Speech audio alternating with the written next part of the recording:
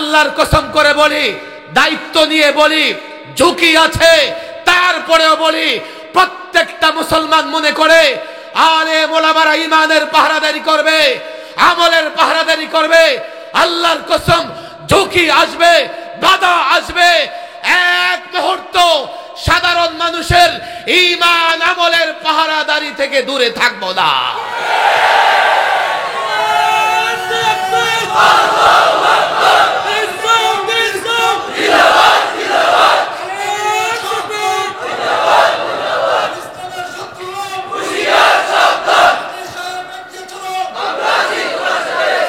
কেউ কেউ ফাজেলে ভর্তি হয়ে থাকে কিন্তু ক্লাস করে কলেজ ইউনিভার্সিটিতে। ফলে আমি যখন ক্লাসে যাই তো যাওয়ার পরে দেখি হাজিরা খাতায় 200, ক্লাসে আছে 5 জন। এইভাবে একটা সময় কি হবে, ফাজেল কামেল বন্ধ হয়ে যাবে।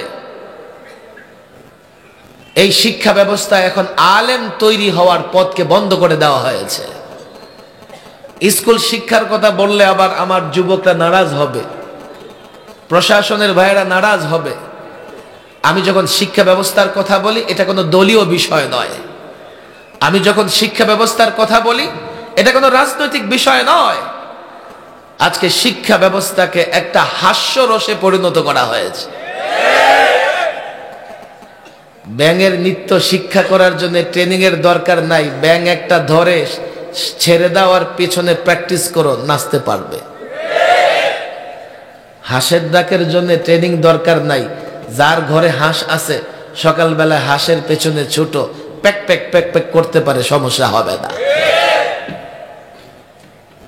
কিছুদিন আগে ওরা ছিল বানরের বাচ্চা, এখন নতুন ভাবে শুরু করছে জাতিকে হাঁসের বাচ্চা বানানোর ষড়যন্ত্র।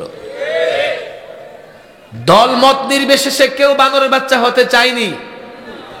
যার জন্য আমরা যখন বলেছি ডারউইনের থিওরি চলবে না, এদেশের সব দলের লোকেরা আমাদের সাপোর্ট দিয়েছে। কথা ঠিক না বেঠিক? বানরের চাইতে ব্যাঙের বিষয়টা একটু হালকা। আরে ভাই, হালকা কেন? শিক্ষকের একটা মর্যাদা আছে। এই শিক্ষক যদি ক্লাসে গিয়ে ব্যাঙের নৃত্য করে ছাত্রের সামনে সার্কাস হবে, সার্কাস হবে, মর্যাদা থাকবে না। কথা ঠিক না বেঠিক? বলবে হুজুর এই জেনারেল শিক্ষার সিলেবাস নিয়ে আপনারা কথা বলবেন না, আপনাদের এই ম্যান্ডেট নাই, আপনাদের এই অনুমতি নাই।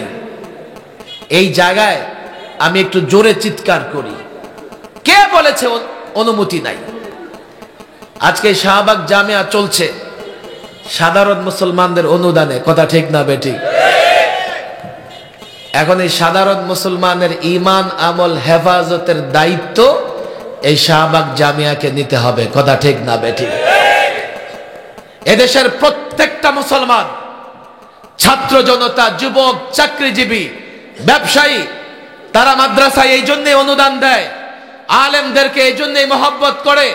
ব্যবসায়ী মনে করে হাতে সময় নাই, 24 ঘন্টা দোকানদারি করি। চাকরিজীবী মনে করে কর্মস্থলে ব্যস্ত থাকি, সময় নাই। কিন্তু সে মনে করে তার কাছে ঈমানের গুরুত্ব আছে, ইসলামের গুরুত্ব আছে। সে চায় মুসলিম থাকবে, তার সন্তান মুসলমান থাকবে, এজন্য আলেমকে মহব্বত করে। আর না হয় এদেশের জনগণের আলেমের প্রয়োজন ছিল না, মাদ্রাসায় দান সদকা করবার দরকার ছিল না। যেহেতু তারা মাদ্রাসা প্রতিষ্ঠা করে, তাদের মূল টার্গেট হচ্ছে আমি কোরআন বুঝি না, সুন্নাহ বুঝি না, আমি আলেম তৈরি করি, প্রতিষ্ঠান তৈরি করি, যাতে তারা আমার ঈমান আমার আমলের পাহারাদারি করে। আল্লাহর কসম করে বলি, দায়িত্ব নিয়ে বলি, ঝুঁকি আছে, তারপরেও বলি প্রত্যেকটা মুসলমান মনে করে আলেম ওলামারা ঈমানের পাহারাদারি করবে, আমলের পাহারাদারি করবে। আল্লাহর কসম, ঝুঁকি আসবে, বাধা আসবে, এক মুহূর্ত সাধারণ মানুষের ঈমান আমলের পাহারাদারি থেকে দূরে থাকবো না।